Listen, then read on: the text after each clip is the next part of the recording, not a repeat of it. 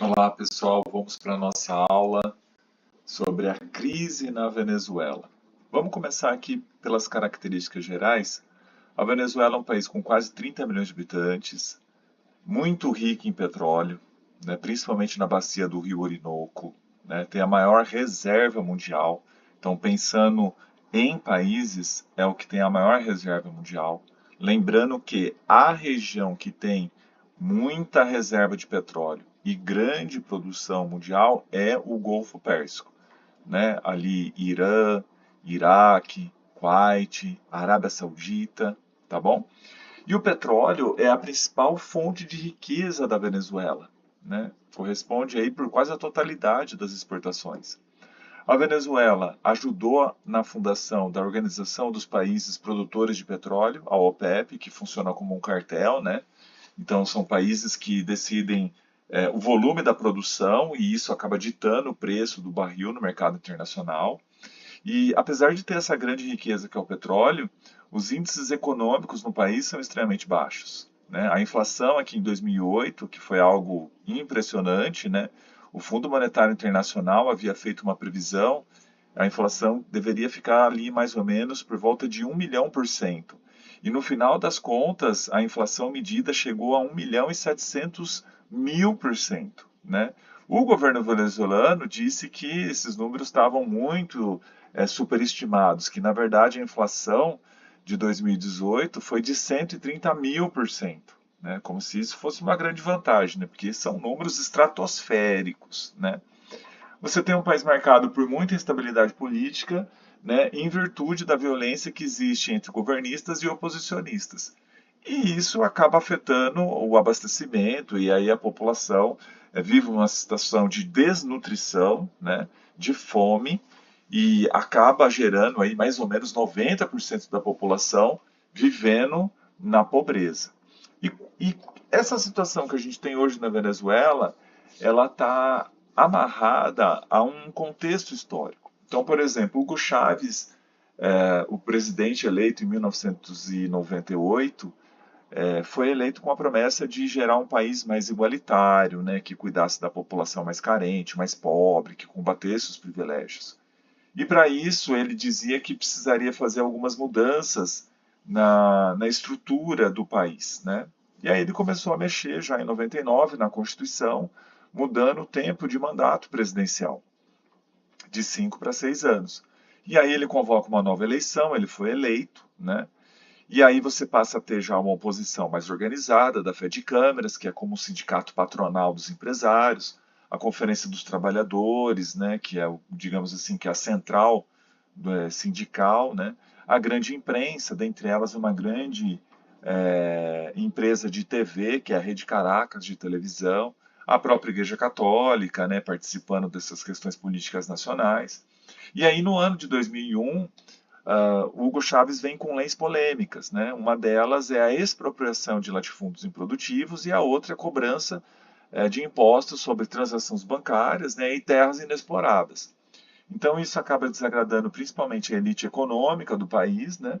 A Fé de Câmeras, que é o sindicato patronal, vai falar que isso é um atentado à propriedade privada, convoca uma greve geral, né? Novamente greve geral no começo de 2002, né? Os militares já começam a se dividir e o Hugo Chávez, por exemplo, ele era um oficial do exército, né? Ele tinha uma alta patente e ele já começa a ser questionado por uma ala militar, né? E aí acontece que em abril de 2002 foi dado um golpe de Estado no Hugo Chávez, né? Ele foi preso e depois de 3 dias, através dos seus aliados militares, ele foi reconduzido à presidência.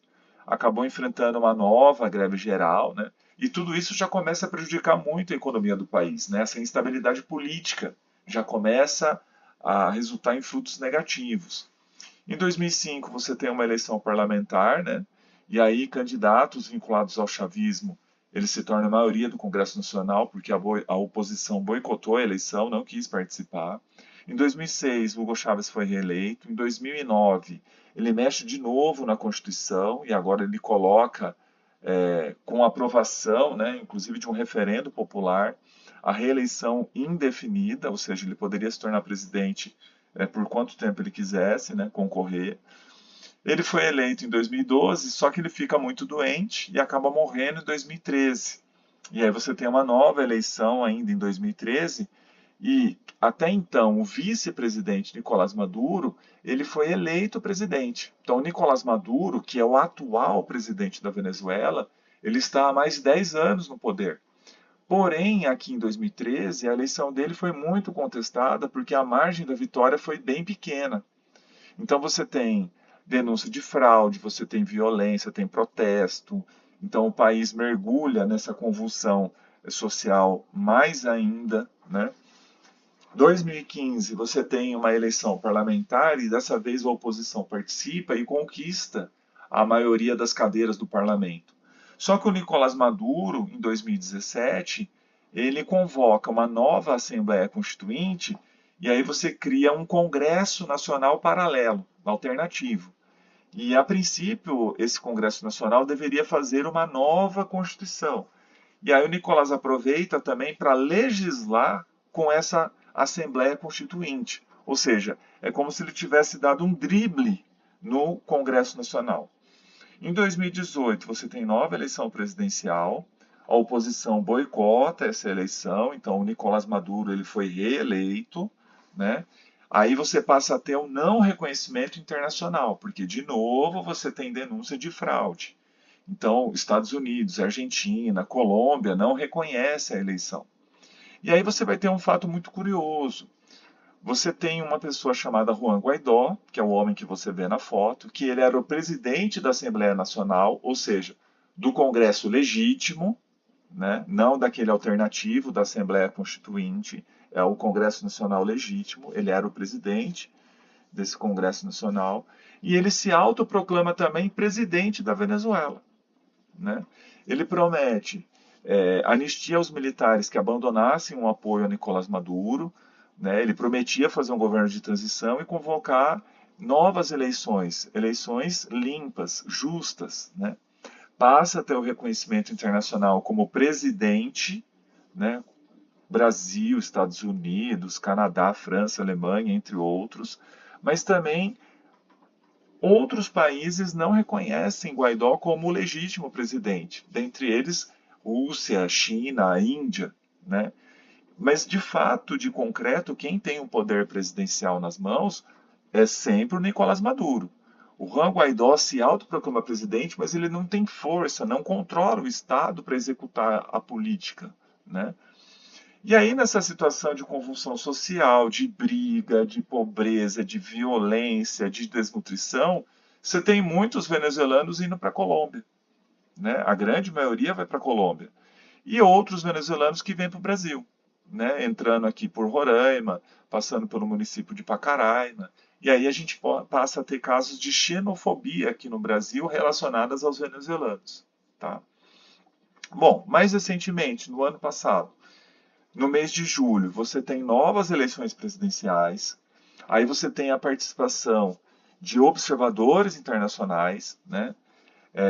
E aí mais denúncia de fraude, né? Inclusive o Centro Carter, que é uma instituição dos Estados Unidos que acompanha eleições pelo mundo, fez uma avaliação dizendo que o pleito da Venezuela não foi democrático, que você teve mais uma vez indícios fortes de fraude, que na verdade a oposição, com o seu candidato Edmundo Gonzalez, o homem que você vê na foto, teria vencido as eleições, né? E por que dessa afirmação? Porque a oposição rapidamente, ela pegou os boletins de urnas e ela conseguiu mais de 50% das urnas verificar, em mais de 50% das urnas, verificar que a pessoa mais votada foi o Edmundo Gonzalez e não o Nicolás Maduro. Só que aí, rapidamente, as autoridades venezuelanas, né, elas interceptam, né, esses boletins de urna que estavam com composição, tudo, dizem que tudo isso foi fraudado e que, na verdade, a eleição seria decidida pelo pronunciamento oficial do, digamos assim, Tribunal Eleitoral Venezuelano. E aí o Tribunal Eleitoral Venezuelano divulga que a vitória foi do Nicolás Maduro, né? E aí a oposição passa a ser perseguida e o Edmundo Gonzalez, por exemplo, ele teve que fugir em setembro do ano passado para Espanha. E ele vive na Espanha até hoje. Ele é um exilado político, né? E como se não bastasse essas tensões internas, com mais uma vez a denúncia de fraude, né, o não reconhecimento internacional dessa eleição, o Brasil, por exemplo, não reconhece a vitória do Nicolás Maduro para a presidência, né, mas de fato, de concreto, ele continua na condução do país, né. Existe uma tensão internacional envolvendo a Venezuela e a Guiana. Então, no ano passado, o Nicolás Maduro resolve promulgar uma lei criando a província de Esequibo, né? Só que Esequibo é um território da Guiana. E por que que o Nicolás Maduro fez isso? Porque recentemente assim, né, já vai fazer uma década, foram descobertas grandes reservas de petróleo na Guiana. Uma reserva aí, as reservas são estimadas mais ou menos em 11 bilhões de barris de petróleo. E essa região, esse petróleo localizado no mar, né, que a gente chama de offshore, que mostrando aqui no mapa, né? Então, a área petrolífera, a bacia petrolífera da Guiana é isso daqui, ó, né? Então, essa região aqui. Mas só que essa região que está no mar, ela está vinculada a esse território aqui da Guiana. E esse território da Guiana aqui destacado é chamado de Esequibo.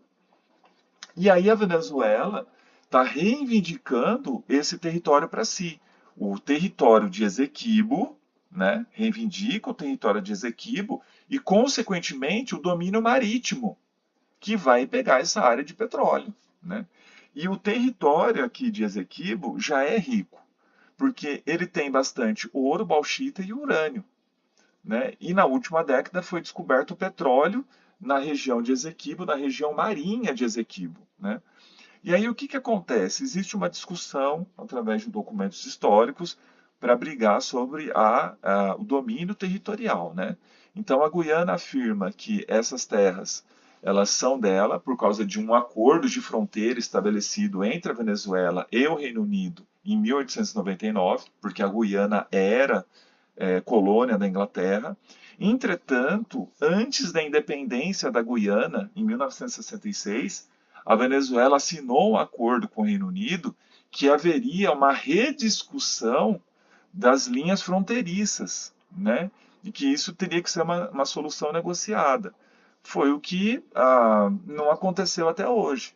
Então, no ano passado, inclusive para gerar um movimento de nacionalismo na Venezuela, né, para tirar um pouco também a atenção da pobreza, da fome, dos conflitos políticos internos, Nicolás Maduro cria uma lei incorporando esse território da Guiana à Venezuela. Inclusive, ele manda os mapas da Venezuela já incluírem esse território que internacionalmente é reconhecido como da Guiana.